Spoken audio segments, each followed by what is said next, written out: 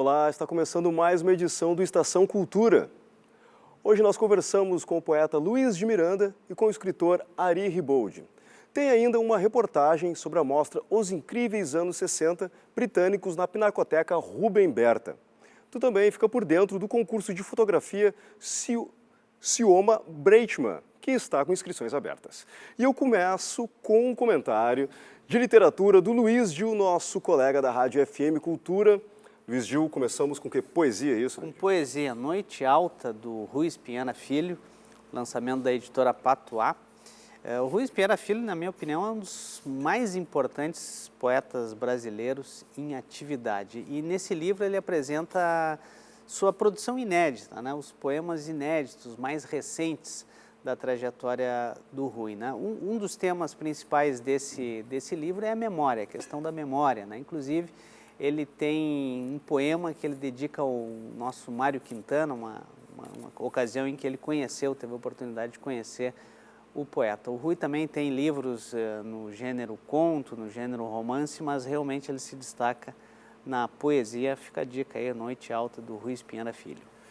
A outra publicação, Gil? Lord Crepton, do Gustavo Piqueira, um lançamento da editora Pulo do Gato, uma editora lá de São Paulo, aliás, tem feito lançamentos muito legais, livros super bonitos, né? Uma novela policial infanto-juvenil, né? História que se passa em São Paulo, no interior de São Paulo, moças vêm sendo assassinadas e o principal suspeito é justamente esse Lorde aí do título, né? A polícia começa a investigar, vai atrás dele e tal, e o livro tem muito humor e muito suspense também. O interessante desse livro, acho que a coisa que mais chama a atenção, né, a gente vai mostrar aí, que o livro é composto por várias fotografias e também por anúncios antigos, né, lá da metade do século XX. E, a princípio, isso pode parecer apenas ilustração, mas, na verdade, tem muito a ver com a criação da própria história, né? Eu não posso contar muito, senão estraga aí a ideia super criativa do Gustavo Piqueira. Aqui a gente consegue ter uma pequena ideia assim, de como essas fotos sofrem intervenções, essas intervenções têm a ver com a narrativa do... Exatamente, é um elemento de linguagem, um elemento da narrativa, são essas fotografias antigas aí que tem um porquê. Não vou contar, né? Não posso contar. Gil também está aqui hoje, já a gente está entrando para a segunda semana de Feira do Livro, para fazer um balanço assim do que tu tem visto de Feira do Livro. Pois né? Olha, tá bem interessante, assim, tem várias coisas legais, como sempre, né? A Feira do Livro atrai bastante gente e tem atividades para todos os gostos, né? Para gurizada, na parte infantil tem bastante atividade. Eu cito a Combina da Cris Dias, né? Da escritora Cris Dias, que está em atividade. Contação de histórias, que também atrai bastante gente, né? No sábado nós tivemos um evento bem bacana à noite, né? O Tu Frankenstein, quarta edição, né? Que os autores são convidados a produzir um conto durante a noite, durante a madrugada. Se não me engano, foi no Teatro São Pedro esse ano. E o legal é que o tema é colocado na hora, né? Os caras não vêm com já preparado, não. Eles chegam ali, recebem o tema e têm que inventar a história durante a noite, né?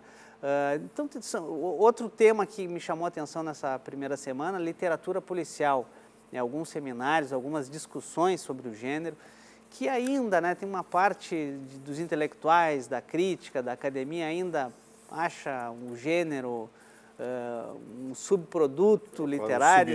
Um subgênero, exatamente, né? E que, na verdade, eu, pelo menos, penso exatamente o contrário, né? E tem um grande público, a literatura policial tem um grande público consumidor desse tipo de narrativa, né? Então, está se falando disso também. E hoje tem um seminário lusófono de criação literária, né? Hoje, 4h30, no Auditório Barbosa Lessa, no Centro Cultural CE Érico Veríssimo, reunindo aí o Charles Kiefer e o Assis Brasil, duas grandes figuras da criação literária aqui no Rio Grande do Sul.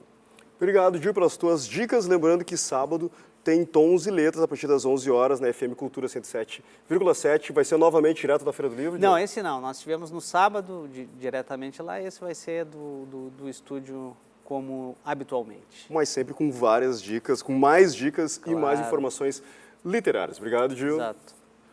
Trabalhos de 11 artistas compõem a mostra Os Incríveis Anos 60 Britânicos na Pinacoteca Rubem Berta, em cartaz até o dia 30 de novembro.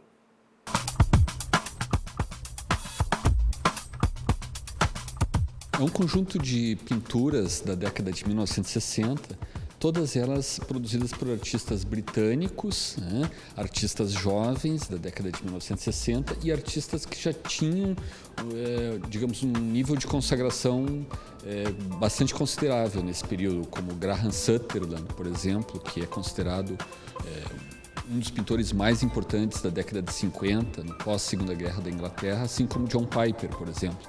E outros artistas da exposição eram jovens britânicos que expunham pela primeira vez nas galerias londrinas. São obras de artistas considerados visionários no uso de suas linguagens e que inspiraram uma série de gerações. Várias dessas peças elas têm essa alma pop, que é uma característica importante das artes plásticas e da música britânicas da década de 1960, mas também tem influência, por exemplo, do expressionismo, tanto o expressionismo abstrato como o mais figurativo, que são duas vertentes bastante importantes do período, né? Com certeza, ela é uma mostra extremamente significativa e representativa do universo cultural da década de 1960. A coleção chegou ao país em 67 e foi doada para a Prefeitura de Porto Alegre, mas seu conjunto ainda não havia sido exposto integralmente. Na década de 1960 existe essa influência, existe essa troca cultural e o abstracionismo, em alguma medida, ele se legitima aqui na cultura brasileira, principalmente a partir das bienais de São Paulo, e isso se espraia pelo país inteiro, mas também a arte pop, né? Comparece na produção de diversos artistas, por exemplo, Wesley Ducly, entre outros, né? Tem essa influência, e isso vai, digamos, influenciar o mundo das artes plásticas praticamente no país inteiro, né? Isso essa influência se dá em outras áreas, como na publicidade e propaganda também, esse universo pictórico.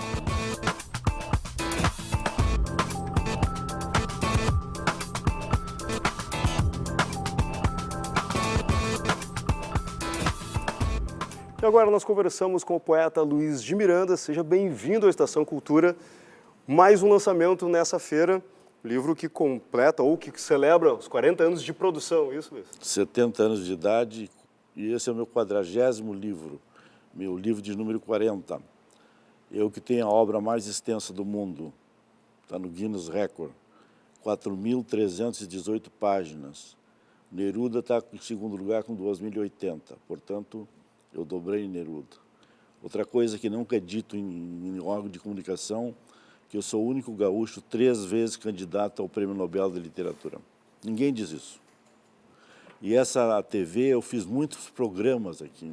Na realidade, trabalhou com vários veículos de comunicação também, né? Sim, mas eu escrevi no Globo do Rio durante 2 anos, na década de 70, matéria assinada e crítica literárias no final de semana. Eu fui jornalista. E o meu primeiro trabalho publicado foi em 63. E outra coisa que também é importante é dizer que a poesia ocupa 5% do espaço literário de uma biblioteca, de uma livraria. E eu fiz um artigo para o Globo em 76, dizendo que o Brasil, que Buenos Aires tinha 3.000 livrarias, e o Brasil inteiro não tinha 3.000 livrarias. E as poucas livrarias que temos ainda dão pouco espaço para a poesia. Muito pouco. Um trabalho que é árduo, né? E como tu mesmo falaste, tipo, é contínuo, tu tem feito justamente para esse livro. Como foi o processo? Quanto tempo tu está... Esse livro eu comecei na Feira do Livro, no Salão do Livro de Paris. Eu ganhei um prêmio lá, eu publiquei um livro lá. Em que ano isso, Luiz? 2010, chamado Trilogia de Bleu, Trilogia do Azul. E esse livro ganhou um prêmio da Academia Francesa. Ganhou a medalha de ouro do Senado francês. E eu fui a Paris em 2011 para receber esses prêmios. E agora eu estou indo a Paris novamente porque está saindo a 2ª edição do meu livro, Trilogia de Bleu, na França. Eu devo ser o único autor brasileiro publicado em livro, num livro na França. E eu estou indo lá porque também criaram na França o prêmio Luiz de Miranda para livro francês. E eu vou lá para entregar O prêmio que recebe o teu nome. o prêmio que recebe meu nome. Luiz, a França, Paris, também virou um dos cantos, porque tem vários cantos. O livro é dividido em 14 cantos. Isso, como é a questão desses Não, cantos? o livro é uma epopeia, dividido em 14 cantos, cada canto tem um epígrafe de Homero. Depois seguem-se 13 cantos, 13 subcantos. Epopeia é assim, tu tem que dividi-lo em cantos. E esse, no caso, eu divido em cantos, porque os outros livros meus é um poema só do começo ao fim. Eu tenho a obra mais vasta do mundo, como eu já falei, mas o meu livro mais vasto é de 2005, Nunca Mais Seremos os Mesmos. Tem 416 páginas de um único poema. E esse livro também é um livro bem extenso. Esse Quantas tem páginas? 307 páginas. 307 páginas. E como eu estava te perguntando antes, quais são esses temas que vêm, além das subjetividades todas que tu coloca nas tuas poesias, por exemplo, essas tuas passagens em outros lugares do país, as tuas homenagens que tu recebe, de alguma forma, são Esse livro, no transformadas em primeiro poemas verso, também? diz assim, esse livro começa em Paris. Começa o primeiro verso desse livro. E eu escrevo diariamente. Eu escrevo um poema por dia e tem dias, como um dia à tarde eu botei música, como eu sempre faço, e escrevi 12 cantos de 30 e poucas páginas, de 30 e poucas linhas. Esse é o meu recorde. Mas geralmente eu faço um poema por dia ou 2. Agora eu terminei um livro que está nos editores para ser editado, que é Vendaval da Vida Inteira. E está saindo pelo Eduardo Jablonski, que é o meu biógrafo, o terceiro livro dele sobre a minha obra e sobre a minha vida. Bom, você continua sempre produzindo, né? Então sempre tem elementos novos. Tem algum evento de lançamento do livro nessa semana da Feira do Livro? Já foi o lançamento. Já foi nesse sábado, né? Eu queria dizer uma coisa, que aqui eu tive muitos programas importantes. Eu tive um Corpo e Alma, há uns 30 anos atrás, com a Tânia Carvalho, que era um programa especial. Depois eu fiz Primeira Pessoa vários anos seguidos. Ultimamente, que a TVE não me chama. Mas eu vinha para cá e eu gravava, o Primeira Pessoa era gravado de manhã. E de manhã, pela minha maneira de viver, eu durmo, porque eu deito às 3 horas da manhã. Aí, um dia, vagou uma tarde e eles chamaram os dois que não vinham de manhã, o Iberê Camargo e eu. Aí a gente veio e gravou uma Primeira Pessoa, cada um no seu momento, mas de manhã, de tarde, à tarde. Eu dizia que também o Rubens Pinheira Filho é um grande amigo meu e é o maior poeta vivo da Bahia. Ele está editando pela Patuá, uma editora que eu estou mandando o livro. Porque tu, com o desleixo que trata uma poesia, tu tem que mandar para várias. Eu mandei para a Companhia das Letras, eu mandei para a Nova Fronteira. Bom, mas Luiz, sabe que o espaço da TVE, de Estação Cultura, é sempre aberto para ti e para todos os poetas do Rio Grande do Sul. E mais uma vez agradeço a tua presença aqui, mais uma vez no estúdio da TVE. Parabéns pelo lançamento, parabéns pela carreira, pelos 70 anos e pela Proficol Carreira. Certo, Luiz Miranda? Eu agradeço e seguirei sempre vendo a TVE à noite, que é a hora que eu te vejo, te pego por a noite ali. De dia eu não vejo televisão, eu me dou o trabalho de produzir. De produzir. Bom, então segue vendo a nossa reprise lá pela meia-noite, reprise da Estação Cultura diariamente. Bom, agora, nesse momento, a Estação Cultura vai para um rápido intervalo, mas nós já voltamos.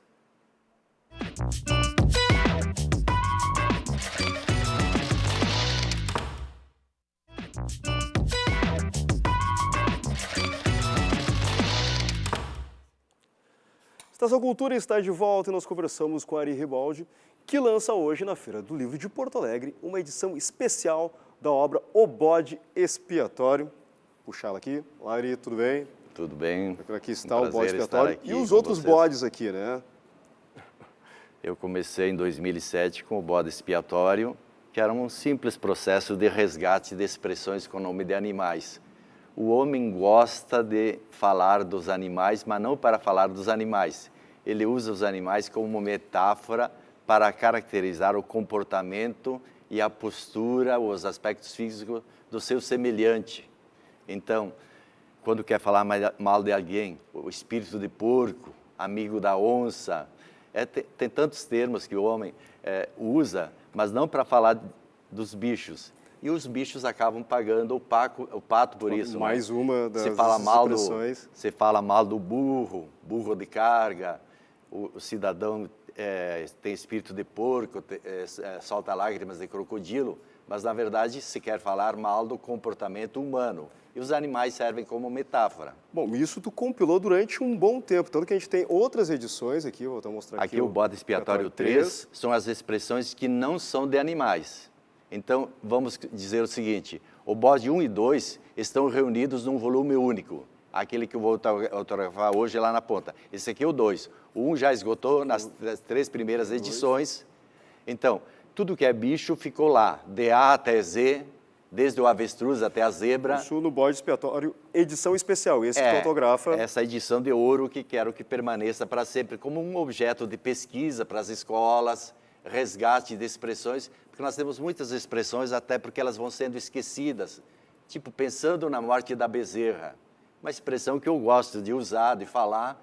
A pessoa que é depressiva, hoje em dia está como é que digamos, muita gente com depressão, tá? Está pensando na morte da bezerra. O que eu faço é resgatar a origem dessa expressão, como é que ela nasceu. Aí dizem que num dos patriarcas antigos, o Absalão, no Antigo Testamento, era comum se fazerem sacrifícios a Deus imolando animais, touros. Mas eis que de repente faltaram touros. Aí disse ele, tragam uma bezerra. Alguém alertou, olha, o teu filho é muito afeiçoado, gosta muito desta bezerra. Mas não foi convencido disso. O rei primeiro Deus, depois o meu filho. Mataram aquela bezerra, imolaram a Deus. Diz a lenda que o menino entristeceu e ficou pensando na morte da bezerra e morreu. E essas expressões vão mudando com o passar dos tempos. Vou mostrar aqui outros 2 livros teus que trabalham questões de expressões linguísticas a partir de relações com animais também, né? E outras não. A Essa CPI aqui, a das CPI palavras é um expressões resgate políticas. de termos da área política. Acabar em pizza, Agora... elefante branco, mas também a etimologia. O que é candidato, democracia, demagogia, estelionato, propina. Agora esse sim, o cabeça de bagre, sim, esse trazia essas questões. Cabeça de bagre é futebolês puro. Drible da vaca, gandula, cartola, gol olímpico, gol de placa. Eu resgato, não é só um dicionário, traz a história. Disputar uma negra, por exemplo, que a gente usa muito no baralho, numa partida, eu ganhei uma, tu ganhaste a outra. E disputa negra. Aí disputa negra, mas só que pesquisando na história, a gente vê que a origem não é tão assim. É bom resgatar esses termos até para desmistificar. Diz que no tempo da escravidão, os fazendeiros faziam jogos entre si e para consolo na hora do jogo, né? Como prêmio de um terceiro embate, seja de baralho, seja o que for, pode escolher ali do plantel das escravas aquela que quiser para passar a noite. São muitas histórias, então, tanto que tu tem vários livros publicados, e o Bode Expiatório, edição especial, Origem das Palavras, Expressões e Ditados Populares com Nomes de Animais, está sendo lançado na Feira do Livro agora. Então, um bom lançamento para ti, certo, Ari? Muito obrigado pelo espaço. Às 19 horas desta segunda-feira, no Salão de Autógrafos da Feira do Livro de Porto Alegre. Certo, obrigado pela presença. E agora nós falamos de fotografia. A artista e professora Sandra Rey apresenta na Galeria de Arte Mamute a exposição Espelho d'Água. A experiência estética em situações de deslocamento é importante para a artista plástica Sandra Rey. Para isso, busca pontos de conexão entre as imagens e discute sua virtualização. Eu tenho me investido nessa pesquisa de contradizer um pouco o dispositivo que eu uso, que é a fotografia, né? Que torna tudo que a gente vivencia no espaço tridimensional bidimensional. Então, eu quero retornar ao tridimensional através de algumas estratégias. Apostar na poética da Sandra. Eu acho que a Sandra ela tem um trabalho belíssimo, muito forte e que estava merecendo se soltar, sabe? Assim, e eu acho que dessas nossas longas conversas a gente conseguiu atingir esse objetivo de realmente mostrar a Sandra de uma forma muito complexa.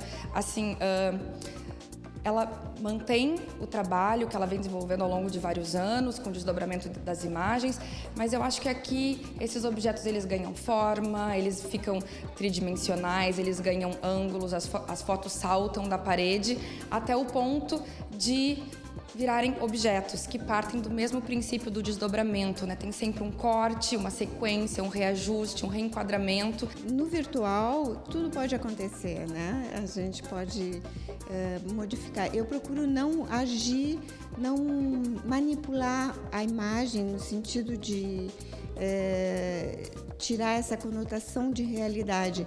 Mas, para mim, a justaposição é uma operação muito importante que ressignifica as imagens que eu uso, né? Então, quando eu coloco uma fotografia do lado da outra, não é nem mais a primeira fotografia, nem mais a segunda, mas é a relação que se estabelece entre as duas, né? A mostra exibe obras que proporcionam ao público explorar o roteiro de Sandra no desenvolvimento do trabalho, que mantém uma relação próxima com a paisagem. Nessa exposição eu mostro fotografias de arquivos de 3 lugares diferentes no Brasil. Um deles que tem essas casas é na colônia Z3, na Praia do Laranjal, em Pelotas. Depois na Ilha de Combu, que são essas paisagens aqui, que fica em frente a Belém, do Pará. E de um percurso que eu fiz em trem de Ouro Preto a Mariana, em Minas Gerais, né? O título ele amarra uma série de questões da exposição. Além de ter água por toda a exposição, direta ou indiretamente, porque as imagens vêm de caminhadas ou de passeios de barco ou de passeios de trem que a Sandra foi fazendo, foi coletando pedaços de diferentes paisagens e tem muita água que permeia tudo isso, também veio da ideia, enfim, de Foucault, de entender a junção de utopia e heterotopia e usar o espelho como metáfora disso. Então a gente queria mostrar como essas imagens se desdobram e viram uma coisa que tu te questiona se ela é real, se não é, se é uma montagem e como o nosso olho identifica isso, né? Nós estamos vivendo num mundo em franca transformação. E nós não sabemos no que isso vai dar, né? Então esse trabalho é um pouco um comentário sobre isso, né? Sobre a situação, até onde a tecnologia pode nos construir um mundo melhor, até onde ela pode nos destruir.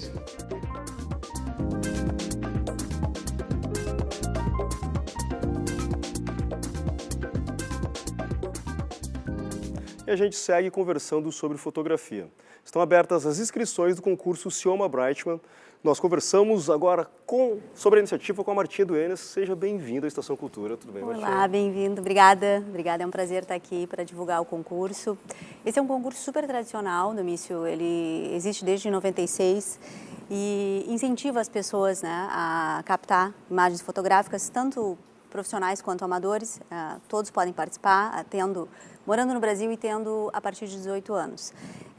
Esse ano, o concurso tem como tema o cotidiano invisível da cidade. Vamos vendo algumas fotos da edição passada, que foi Exatamente. 2013, que a edição é bienal. É bienal agora, a partir de 2011 passou a ser bienal e de 96 até 2011 ela era anual, né? E a gente vai selecionar 60 fotos, até 60 fotos para fazer uma bela exposição.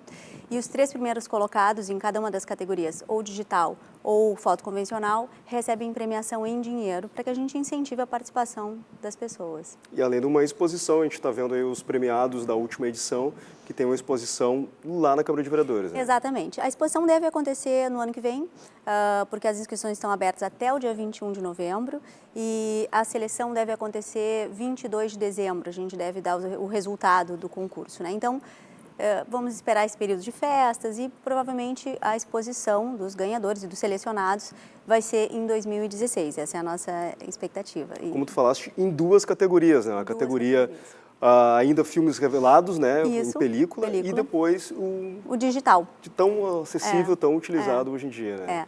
Para nós é muito importante, assim, o papel da Câmara é olhar a cidade, né? o papel da Câmara de Vereadores é estar acompanhando o que as pessoas acompanham todos os dias, nas suas perspectivas de cidade, da mobilidade a projetos de vida, né? E ampliar o concurso para que as pessoas, amadoras ou profissionais, em película ou até digital, que é super comum e fácil, vamos dizer assim, aspas no fácil, né?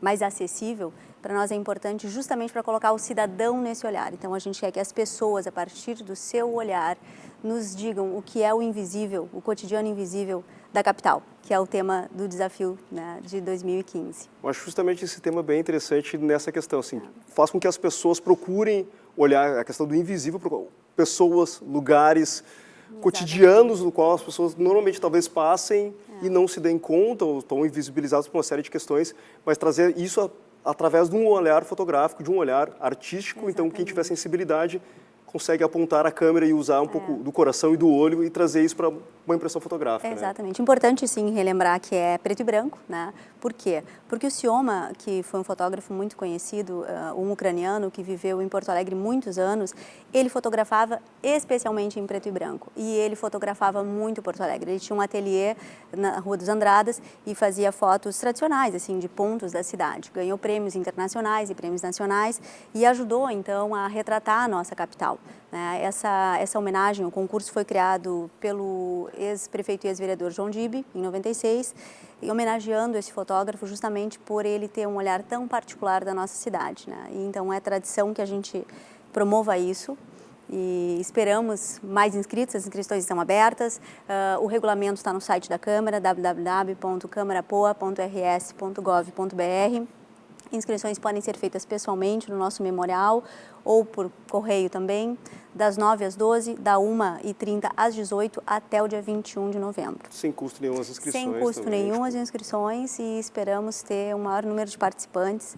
Até porque na categoria digital, por exemplo, eu acredito que vai ter uma boa adesão, porque as pessoas estão muito, em virtude dos aplicativos, dos telefones, iPads e tal, acho que percebendo melhor o que está em sua volta, né, e clicando tudo que estão vivendo e acontecendo. Então, usem isso, se inscrevam, participem, estamos lá para receber. Obrigado, Martinha. Eu que agradeço, obrigado pela oportunidade. Certo. O Estação Cultura de hoje vai ficando por aqui e nós voltamos amanhã com mais uma edição ao vivo aqui pela TV a partir das 11h30 da manhã e também temos a nossa reapresentação à noite a partir da meia-noite. Tchau, tchau e até amanhã.